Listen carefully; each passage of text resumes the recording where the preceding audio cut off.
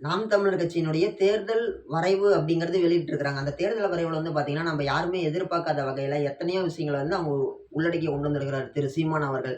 அப்படி கொண்டுட்டு வந்ததுல ரொம்ப ரொம்ப முக்கியமான விஷயம்னு சொல்லி பார்க்கும்பொழுது வந்து பார்த்தீங்கன்னா, தமிழகத்தில வந்து பார்த்தீங்கன்னா, மெட்ராஸ் மட்டும் வந்து பார்த்தீங்கன்னா, ஒரே ஒரு தலைநகரமா இருக்காது. நாங்க வந்து பார்த்தீங்கன்னா, 5 தலைநகரத்த உருவாக்குவோம்னு சொல்லியிருக்கிறாரு. அதாவது அவர் சொல்லியிருக்கக்கூடிய தலைநகரங்கள் எல்லாம் என்னென்னன்னு பார்த்தோம்னா, ஃபர்ஸ்ட் எடுத்தோனே தொழில்நுட்ப தலைநகரமா சென்னை விளங்கும். அதாவது வந்து பார்த்தீங்கன்னா, இன்னைக்கு இருக்கக்கூடிய ஆட்சி அதிகார மையமா இருக்கக்கூடிய சென்னை மாவட்டம் அப்படிங்கிறது, தொழில்நுட்பம் சார்ந்த ஒரு மாவட்டமா மட்டும் தான் இருக்கும். அதுக்கு அடுத்தபடியா இப்ப இருக்கக்கூடிய ஆட்சி அதிகாரத்தில இருக்கக்கூடிய சென்னை மாவட்டம், அதுக்கு பதிலா முழுக்க முழுக்க அனைத்து ஆட்சி பொறுப்புகளும், அதாவது அனைத்து நிர்வாக வசதிகளும் உள்ளடக்கிய ஒரு மாவட்டமாக, ஒரு தலைநகரமாக திருச்சி மாற்றப்படும்.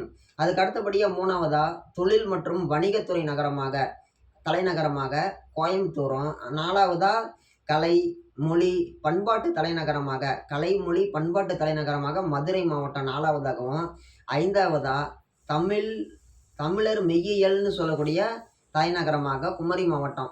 கிட்டத்தட்ட 5 மாவட்டங்கள தலைநகரங்களா நாங்க உருவாக்குவோம். எங்களுடைய நாம் தமிழர் கட்சியினுடைய ஆட்சி வருகைக்கு பின்னால தமிழகத்துல ஒரு தலைநகரம் கிடையாது. கிட்டத்தட்ட எங்களுக்கு வந்து பார்த்தீங்கன்னா 5 தலைநகரங்கள் இருக்குதுன்னு சொல்லி சீமான் அண்ணன் சொல்லியிருக்கிறாரு. அது மட்டும் இல்லாம அனைவருக்குமே குடிநீர் இலவசம். அதாவது நாங்க உங்களுக்கு ஆட்சிக்கு வந்த வாட்டி இலவசமா கரண்ட் தரோம், மிக்ஸி தரோம், கிரைண்டர் தரோம், ஃபோன் தரோம், செருப்பு தரோம், பருப்பு தரோம்லாம் நாங்க சொல்ல மாட்டோம். உங்களுக்கு என்ன குடிநீர், தூய குடிநீர் இலவசமா கிடைக்கும். எல்லாருக்குமே கல்வி இலவசம். எல்லாருக்குமே மருத்துவம் இலவசம். ஆட்சி பொறுப்புல இருக்கிற அமைச்சரா இருந்தாலும் மருத்துவமனைக்கு தான் போணும். அரசு மருத்துவமனைக்கு தான் போணும். புதுசா யாரும் தனியார் காலேஜோ, தனியார் கல்லூரியோ தொடங்குறதுக்கு அனுமதி யாருக்குமே கிடையாது. அதே மாரி நான் ஆட்சிக்கு வந்த வாட்டி, எந்த ஒரு இடத்துலயுமே யாருக்குமே இரக்கமே காட்ட மாட்டேன். தப்பு செய்றவங்க யாரா இருந்தாலும் நிக்க வச்சு சுடுவேன். அது மட்டும் கிடையாது. கோவில் நிலங்கள் எல்லாத்தையுமே மீட்டு கொண்டுட்டு வருவேன்.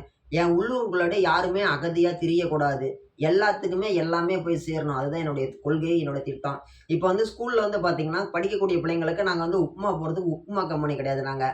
தரமான சத்துணவு சாப்பாடு அப்படிங்கிறது குடுப்போம். இலவசமா குடுப்போம். இலவசன்றத விட அவிங்களுக்கு என்ன பிடிக்குதோ அவங்களுக்கு குடுப்போம். இப்ப வந்து பார்த்தீங்கன்னா, முட்டை குடுக்குறாங்களா? முட்டை சாப்பிட மாட்டேன், எனக்கு முட்டை பிடிக்காதுன்னு சொல்ற குழந்தைங்களுக்கு, அவிங்களுக்கு வந்து பழச்சாறு இருக்கும், வாழைப்பழம் இருக்கும். என்னென்ன பழங்கள் வேணும் எல்லாமே இருக்குது. எல்லாமே நான் விளைய வைக்கிறேன். நான் விளைய வைக்கிறது எல்லாமே என் பிள்ளைங்களுக்கோசரம் தான் நான் விளைய வைக்கிறேன். அது மட்டும் இல்லாம எல்லா விஷயத்தையும் நான் பண்ணிட்டு வந்துருக்காரு. ஆட்சிக்கு வந்ததும் ஒயின் ஷாப் அப்படிங்கிறத டோட்டலா இழுத்து மூடிருவேன், கட் பண்ணிருவேங்கிறாரு. யாராச்சும் சந்து கடை ஓட்டுனாங்கனாலோ, பிளாக்ல சரக்கு வித்தாங்கனாலோ, அவங்க மேல சட்டம் பாயும். அவிங்கள பெரம்புலயே அடிப்பேன்னு சொல்லியிருக்கிறாரு. யார் யாரெல்லாம் சந்து கடை வச்சு ஓட்டுறீங்களோ, உஷாரா இருந்துக்கோங்க. சீமான் அண்ணா வந்ததும் வெளுத்து வாங்க போறாரு. அது மட்டும் இல்லாம, இன்னைக்கு இருக்கக்கூடிய சுங்கவரி கட்டணத்திலிருந்து பெரும்பான்மையான கட்டணங்கள்லாம் வந்து பார்த்தீங்கன்னா, மத்திய அரசாங்கமும், மாநில அரசாங்கமும் ஆவரேஜா ஆளுக்கு 50% பிரிச்சு எடுத்துக்கிறாங்க. இதுவே சீமான் அண்ணா ஆட்சிக்கு வந்த வாட்டி அந்த மாரி ஒரு விஷயம் கிடையாது. தமிழக அரசாங்கத்துக்கு 75%ம், மத்திய அரசாங்கத்துக்கு 25%ம் குடுக்கப்படும் அப்படின்னு சொல்லி இவரு இப்பயே அறிவிச்சுட்டாரு. அது மட்டும் இல்லாம, இவர பொறுத்தவரைக்கும் மெயினா வந்து பார்த்தீங்கன்னா, மருத்துவம் இலவசமா குடுக்கணும். தரமான மருத்துவத்த குடுக்கணும். யாருக்குமே எந்த ஒரு இதுவுமே கிடையாது. பாரபட்சமே கிடையாது. எல்லாத்துக்கும் ஒரே மாரி தான் இருக்கணும்னு சொல்லி சொல்றாரு. இது எல்லாமே யோசிச்சு பார்க்கும்பொழுது உண்மையிலே வரவேற்க வேண்டிய விஷயம். வரவேற்க வேண்டிய விஷயங்கிறத தாண்டி, அவர் சொல்லக்கூடிய கருத்துக்கள், அவர் சொல்லக்கூடிய விஷயங்கள் எல்லாமே வந்து பார்த்தீங்கன்னா, ரொம்ப ரொம்ப நியாயமா சொல்றாரு. தற்சார்பு பொருளாதாரம் அப்படிங்கிறது வந்து பார்த்தீங்கன்னா, நம்ம வந்து அது என்ன தற்சார்பு பொருளாதாரம்? நம்பளுக்கு தேவையானது அப்படிங்கிறத நாமளே உற்பத்தி பண்ணிக்கிறது தான் வந்து பார்த்தீங்கன்னா, தற்சார்பு பொருளாதாரம். இன்னைக்கு வந்து பார்த்தீங்கன்னா, நம்ம விளைநிலங்கள தாண்டி எவ்வளவோ நம்ம தமிழ்நாட்டுல காலி நிலம் அப்படிங்கிறது இருக்குது. இதுல அரசாங்கத்துக்கு சொந்தமான நிலமும் இருக்குது. தனியாருக்கு சொந்தமான நிலமும் இருக்குது. இதுல விவசாயம் பண்ணக்கூடிய விவசாயி ஏழையா தான் இருக்கிறான். ஏன் அந்த மாரி ஒரு நிலைமை வருது? இன்னைக்கு சிகரெட்ட விற்கக்கூடிய ஒரு சிகரெட்ட தயாரிக்கக்கூடியவன் கம்பெனிக்காரன் பணக்காரனா இருக்கிறான். சிகரெட்டு கம்பெனில வேலை செய்றவன் பணக்காரனா இருக்கிறான். மதுச்சாலை மதுபான உற்பத்தி ஆலை வச்சிருக்கக்கூடிய கட்சிக்காரங்க பணக்காரங்களா இருக்கிறாங்க. அதுல வேலை செய்யக்கூடிய அரசாங்க ஊழியர்கள் சந்தோஷமா இருக்கிறாங்க. பணக்காரங்களா இருக்கிறாங்க. அவங்க மட்டும் கிடையாது. இப்படி தொட்ட 90க்கும் எதெல்லாம் நெகட்டிவான விஷயமும் இருக்குதோ, எதெல்லாம் மக்களோட வாழ்க்கைய அழிக்கப் போகுதோ, அழிச்சிட்டு இருக்குதோ, அத உற்பத்தி பண்றவன்லாம் கார் கம்பெனிக்காரன் மொதற்கொண்டு, பைக் கம்பெனிக்காரன் மொதற்கொண்டு, செல்போன் கம்பெனிக்காரன் மொதற்கொண்டு எல்லா முதலாளிகளும் பணக்காரனா இருக்கிறான். எல்லா உற்பத்தி செய்றவனும் பணக்காரனா இருக்கிறான். எல்லாத்துக்கும் சாப்பாடு தரக்கூடிய விவசாயி ஏழையா இருக்கிறான். அந்த விவசாயிய ஏழையா மாத்துனது யாரு? அந்த விவசாயிக்கு பொங்கலுக்கான வேட்டி சேலைன்னு சொல்லி நீங்க குடுக்குறீங்க. அந்த வேட்டி சேலைய கட்டிக்கிட்டு, அவன் ஒரு கல்யாணம் காட்சி, காது குத்துக்கு போக முடியுமா? அவன் இப்போ ஒரு விவசாயி இருக்கிறாரு. விவசாயி வந்து அவர் பொண்ணுக்கு வந்து பொங்கலுக்கு அழைக்க போறாரு. பொங்கலுக்கு அழைக்க போம்போது, நீங்க இலவசமா குடுத்த புடவைய கொண்டு போய் பிள்ளைக்கு குடுத்து கூப்பிட முடியுமா? இந்த வருஷம் பண்டிகைக்கு வாம்மான்னு கூப்பிட முடியுமா? முடியாது. இதுவே ஒரு விவசாயி அவன் குழந்தைக்கு மொட்டை அடிச்சு காது குத்துறான். அரசாங்கம் குடுக்கக்கூடிய இலவச அரிசியில சாப்பாடு செஞ்சு சொந்தக்காரங்களுக்கு, ஊர் மக்களுக்கு குடுக்க முடியுமா? முடியாது. ஏன்? இலவசமா குடுக்கறதுனால பொருளோட தரம் அப்படிங்கிறது தரம் குறைஞ்சிருக்குது. இதுக்கு யார் காரணம்? மக்கள் தான் காரணம். மக்கள் எல்லா இடத்துலயும் அவைங்க எலக்ஷனுக்கு ஓட்டுக்கு ஒரு ரூ. 500 இப்படி இப்படி தூக்கி போடுறான்னு சொல்லி மக்கள் வாங்குறதுனால தான், அவன் ஒரு தடவ ரூ. 500 இப்படி சீ அப்படின்னு சொல்லி தூக்கி போட்டுட்டு, நம்ம ஒவ்வொரு தடவ ஒவ்வொரு ஆஃபீஸ்க்கு போகும்போதும், ஒவ்வொரு நாளும் நம்ம எத்தன ரூ. 100 நம்ம விட்டுட்டுருக்குறோம். பெட்ரோல் வாங்க போனா ஒரு காசு. ஒரு நெருப்படியிலருந்து போட்டுக்கிற செருப்பு வரைக்கும் எல்லாத்துக்குமே வரி கட்டுறோம். இதெல்லாம் தாண்டி ஏதோ இடத்துல வேலை எவ்வளோன்னு போனோம்னா, அரசாங்க அலுவலகங்கள்ல இடைத்தரகர்கள் மூலியமா ஒரு கமிஷன் வாங்குறாங்க. ஒரு விஏஓட்ட ஒரு கையெழுத்து வாங்கணும்னா ஒரு கமிஷனு. ஒரு குடிநீர் குழாய் இணைப்பு போடணும்னா ஒரு கமிஷனு. இப்படி எல்லாத்துக்கும் கமிஷனு, லஞ்சம், லஞ்சம், லஞ்சம், லஞ்சம், லஞ்சம்னு சொல்லி குடுத்து, குடுத்து மக்களோட வாழ்வாதாரமே வந்து பார்த்தீங்கன்னா கேள்விக்குறியாயிருச்சு. இன்னைக்கு எங்க போனாலும் ஒரு ரூ. 500 சம்பளம் வாங்கிரலாம். ஆனா அந்த ரூ. 500 சம்பளத்த வச்சு நம்ம ஒரு நாள் பொழுத ஓட்ட முடியுமான்னு சொல்லி கேட்டோம்னா முடியாது. சம்பளம் அப்படிங்கிறத தாண்டி விலைவாசி எங்கேயோ போயிருச்சு. இதுக்கெல்லாம் காரணம் யாரு? இந்த மக்கள் தான். இந்த மக்கள் தான் இலவசம், இலவசம், இலவசம், இலவசம்ன்னு போய், போய், போய், போய் இன்னைக்கு அனாமுத்தா போயிட்டாங்க மக்கள்லாம். இந்த மக்கள் இந்த மாரி போனதுனால தான், படிச்ச இளைஞர்கள் எத்தனையோ பேர் வேலை இல்லாம இருக்கிறாங்க. இப்ப விஜய் வந்தாருன்னா, ஆட்சிக்கு வந்ததும், கல்யாணம் பண்ற பிள்ளைக்கு 1 பவுன் தங்கம் தரேன், பொறக்கிற குழந்தைக்கு மோதிரம் தரேன்னு சொல்றாருல்ல நடிகர் விஜய். இதுவே வேலை இல்லாத இத்தனை பேருக்கு நான் வேலை வாய்ப்பு உருவாக்கி குடுக்குறேன். இதே மாரி படிக்கிறவங்களுக்கு படிச்சு முடிச்சது வேலை வாய்ப்பு உறுதிப்படுத்தி குடுக்குறேன். இந்த மாரி அவரால சொல்ல முடிஞ்சுச்சா? சொல்ல முடியல. அவர பொறுத்தவரைக்கும், அவர் சினிமால கவர்ச்சி நடனம் அத பார்த்து வளர்ந்தவரு. அத பார்த்து வந்தவரு. அவரு படத்துல கண்டிப்பா ஐட்டம் சாங் இருக்கும். இந்த மாரி கவர்ச்சியான விஷயத்த பார்த்து வந்தவரு. கவர்ச்சியான ஒரு விஷயத்த நம்புறவரு. அதனால மக்களுக்கு கவர்ச்சியான விஷயத்த குடுக்குறாரு. மக்களுக்கு கவர்ச்சியான அறிவிப்ப குடுக்குறாரு. ஒரு நேர்மையான ஒரு அரசியல், ஒரு நேர்மறையான ஒரு விமர்சனம் அப்படிங்கிறத அவரு எதிர்த்து அவரு பதில் சொல்லுவாரா? சொல்ல மாட்டாரு. ஒரு அரசியல் அப்படிங்கிறது இன்னைக்கு வந்து சொல்லுவாங்க சின்ன பிள்ளைங்க கிட்டலாம். தடி எடுத்தவன்லாம் சண்டைக்காரன் ஆயிட்டான். கையில ஸ்பேனர் பிடிச்சவன்லாம் மெக்கானிக் ஆயிட்டான் அப்படின்ட்டு. அதே மாரி மைக்கு பிடிச்சவன்லாம் பேச்சாளர் அப்படிங்கிற மாரி, ஒரு ஒரு 20, 25 வருஷம் சினிமா நடிச்சுட்டா நம்ம முதலமைச்சர் ஆயிரலாம்ன்னு சொல்லி நெனச்சுட்டு வராய்ங்க. அது அப்படி இல்ல. நான் என்னங்கிறேன், என்ன இல்ல. நீங்களே தான் சொல்றீங்க. ஒரு 250 கோடி கெரியர தூக்கி போட்டு வரேன்ட்டு. நீ தூக்கி போட்டு வரவே வேணாம். உன் வூட்டு வாசப்படியில வந்து யாரோ போராட்டம் பண்ணாங்களா? உன் கார் டிரைவர் போராட்டம் பண்ணாரா? உன் மேனேஜர் போராட்டம் பண்ணாரா? யார் போராட்டம் பண்ணாங்க? தமிழ்நாடு தலை குனிஞ்சு இருக்குது தலைவா, வா தலைவா, தலைய நிமிர வை தலைவான்னு சொல்லி உன்ன யாரும் கூப்பிட்டாங்களா? யாருமே கூப்பிட்டுருக்க மாட்டாங்க. நீ பெத்த பொண்டாட்டி பிள்ளைங்களே உன் மேல நம்பிக்கை இல்லாம தான் தனித்தனியா இருக்கிறாங்க.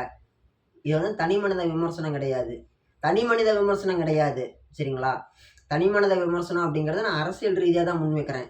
இப்படி இருக்கும் பொழுது எத்தனையோ விஷயங்கள் இருக்குது. ஓகேங்களா? இதெல்லாம் உட்டுட்டு, யாரோ ஒரு திரிசா சொன்னாங்கன்னு சொல்லிட்டு எல்லாத்தையும் பண்ணிட்டு இருக்கக்கூடாது. மக்களுக்கு இதெல்லாம் நான் செஞ்சு குடுக்குறேன். கவர்ச்சியான திட்டங்கள குடுத்து இது பண்ணா, அதுக்கான வருமானம் அப்படிங்கிறது எங்க இருக்குது? இன்னைக்கு நான் வந்து ஒரு பேர் சொல்லக்கூடாது. காப்பிரைட் வந்துரும். இப்ப வந்து ஒரு பிரபலமான ஒரு தனியார் சிட் ஃபண்ட்ஸ்ல போயிட்டு நான் வந்து ஒரு லோன் கேட்கறேன். அவன் அந்த லோன் முடிச்சு குடுக்கறதுக்கு என்ன பண்ணுவான், என் வீட்டுக்கு வந்து பார்ப்பான். நேர்ல விசிட் பண்ணுவான். இது நீங்க தானான்னு ஓடிபி ஃபோன்ல ஒரு 10 ஓடிபி வாங்குவான். அப்புறமேட்டு வந்து பார்த்தீங்கன்னா, டாக்குமெண்ட் சார்ஜ்ன்னு சொல்லிட்டு ஒரு ரூ. 1,00,000 வாங்குனா, ஒரு 1,25,00,000 வாங்குனா, ஒரு 14,000 மேட்டர் போட்டுருவான் டாக்குமெண்ட் சார்ஜ்ன்னு. இந்த மாரி விஷயங்கள்லாம் பண்ணிட்டு, நீ எதன் அடிப்படையில நீ பணம் கேட்கறன்னு சொல்லி கேட்பான். நீ எதன் அடிப்படையில, எத அடிப்படையா வச்சு பணம் கேட்கற அப்படின்ட்டு. ஏன்னா இந்த மாரி கேட்டான் பாரு, இந்த மாரி எனக்கு இந்த மாரி ஒரு வீட்ல நான் குடியிருக்கிறேன். நான் இந்த மாரி தொழில் செய்றேன். எனக்கு இவ்வளோ சம்பளம் வருது. எங்க ஓனருடைய நம்பர் இது. இப்படின்னு சொல்லிட்டு நெறைய விஷயங்கள் நான் சொல்லுவேன். இப்படியெல்லாம் நான் சொல்லி இதெல்லாம் பண்ணும் பொழுது தான், சரி ஓகே அப்படின்னு சொல்லி இது பண்ணிருவாங்க. இன்னைக்கு தமிழக அரசாங்கத்தில இருக்கக்கூடிய அரசியல்வாதிகள், இப்ப இருக்கக்கூடிய முதலமைச்சர் ஸ்டாலின் அவர்களா இருந்தாலும் சரி, முன்னாடி முதலமைச்சர் எடப்பாடி கே. பழனிசாமி ஐயா அவர்களா இருந்தாலும் சரி, எத காமிச்சு நம்மளுக்கு லோன் வாங்குறாங்க? நம்ம ஊர்ல இருக்கக்கூடிய மலை வளம், இயற்கை வளம், பால் வளம், மனித வளம் இதெல்லாம் காமிச்சு தானே வாங்குறாங்க. இதெல்லாம் காமிச்சு தானே வாங்குறாங்க. வாங்கி இது பண்றாங்க. அந்த கடன கட்டுறதுக்கு நம்ம கட்டுறக்கூடிய விஷயத்த உருவாக்கணும்ல. உருவாக்க மாட்டேங்கிறாங்களே. இன்னைக்கு அரசாங்கம் எத எடுத்து நடத்தலாம்? கல்வி தனியார் எடுத்து நடத்துறான் தரமா. நம்ப மதுபானத்த எடுத்து நடத்துறோம். நடக்குதா இல்லையா? நடக்குது. மருத்துவம் தரமா குடுக்குறான் தனியாரு. நாம என்ன பண்றோம்? ஒரு கவுன்சிலர் உடம்பு சரியில்லனா கூட தனியார் ஆஸ்பத்திரிக்கு தான் போறாரு. அரசாங்க மருத்துவமனையில எல்லாமே இருக்குது. எல்லாமே கிடைக்குது. எல்லாமே தரமான முறையில இருக்குது. ஏன் அரசியல்வாதிகளுக்கு நம்பிக்கை வர மாட்டேங்குது? மறைந்த முன்னாள் முதலமைச்சர் அம்மையார் ஜெயலலிதா அவர்களா இருந்தாலும் சரி, மறைந்த முன்னாள் முதலமைச்சர் திரு மு. கருணாநிதி ஐயா அவர்களா இருந்தாலும் சரி, ஏன் அம்மையார் ஜெயலலிதா அப்போலோவுக்கு போனாங்க? கருணாநிதி ஐயா ஏன் காவேரி ஆஸ்பத்திரி போனாரு? ஏன் போனாங்க? தமிழகத்துல ஆஸ்பத்திரி இல்லையா? தமிழ்நாட்டு அரசுக்கு சொந்தமான மருத்துவமனை இல்லையா? ஏன்? கேட்டா சொல்லுவாங்க, இந்த மாரி பொதுமக்களுக்கு வந்து இடையூறா இருக்கும்னு சொல்லிட்டு. ஏன் நீங்க தனியார் ஆஸ்பத்திரி போனா பொதுமக்களுக்கு இடையூறா இருக்காதா? அங்க இருக்கக்கூடிய நோயாளிகளுக்கு இடையூறா இருக்காதா? சொல்லுங்க. மக்கள பொறுத்தவரைக்கும் அரசியல்வாதிங்கன்னா ஒரு பிராண்ட் இமேஜ். அரசியல்வாதிகள பொறுத்தவரைக்கும் 5 வருஷத்துக்கு ஒருக்கா மட்டும் அந்த எலக்ஷனுக்கு ஒரு 4 மாசம் இருக்கும்போது மட்டும் மக்கள் பிராண்ட் இமேஜ். ஒரு ரூ. 500 தூக்கி போட்டு ஒரு 4 வார்த்தை சென்டிமென்ட்டா பேசி, இது பண்ணா போதும் ஓட்டு போட்டுருவாங்கன்னு சொல்லிட்டு நெனைக்கிறாங்க அரசியல்வாதிகள். இப்ப எங்க போனாலும் பாருங்க, இத்தன வருஷமா ரம்ஜான் வந்துச்சுல்ல, இத்தன வருஷமா கிறிஸ்துமஸ் வந்துச்சுல்ல, எந்த அரசியல்வாதியாச்சும் ஒரு ஒரு மசூதிக்கு போயிட்டு, இந்த மாரி ஒரு நல்ல விஷயத்துல கலந்துக்கிட்டாங்களா? ரமலான் நோன்புல கலந்துக்கிட்டாங்களா? நடிகர் விஜய் நடிகர் விஜய் கட்சி ஆரம்பிச்சு இன்னைக்கு 2 வருஷம் முடிஞ்சு 3ஆம் ஆண்டு துவக்க விழா நடத்திட்டாருல்ல. இப்ப எலக்ஷன்ல ஓட்டு வேணும்னு சொல்லிட்டு நாடகம் ஆடி, வேஷம் போட்டுட்டு போறாருல்ல. மசூதிக்கு போறாருல்ல. போயிட்டு நோன்பு இருக்கக்கூடிய நண்பர்கள், சகோதரர்கள் கூட இஸ்லாமியன் சகோதரர்கள் கூட உட்காந்து அ க நட்பு பாராட்டுறாருல்ல. 2 வருஷமா எங்க போனாரு?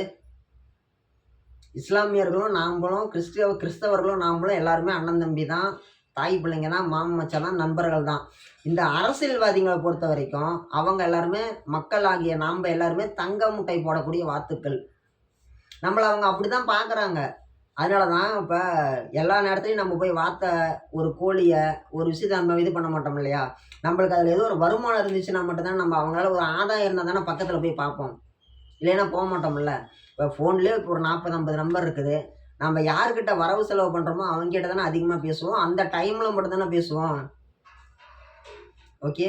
அதே மாரி தானே அரசியல்வாதிகளும் பண்றாங்க. இப்ப எலக்ஷன் வருது. இஸ்லாமிய நண்பர்களுடைய ஓட்டு வேணுங்கிறதுக்கோசரம் அவங்க கிட்ட போயிட்டு, நான் உங்களுக்கு உண்மையான நண்பன் நான் தான். உங்களுக்கு உண்மையான சகோதரன் நான் தான். உங்களுக்கு ஒரு பாசக்கார ஆள் நான் தான். உங்களுக்கு நான் ஒருத்தன் தான் நல்லதுன்னு நினைக்கிறேன்னு சொல்லிட்டு, பகல் வேஷம் போடக்கூடிய அரசியல்வாதிங்க எப்ப திருந்த போறாங்க? திருந்தவே மாட்டாய்ங்க. மக்களாகிய நாம திருந்துனா தான் உண்டு.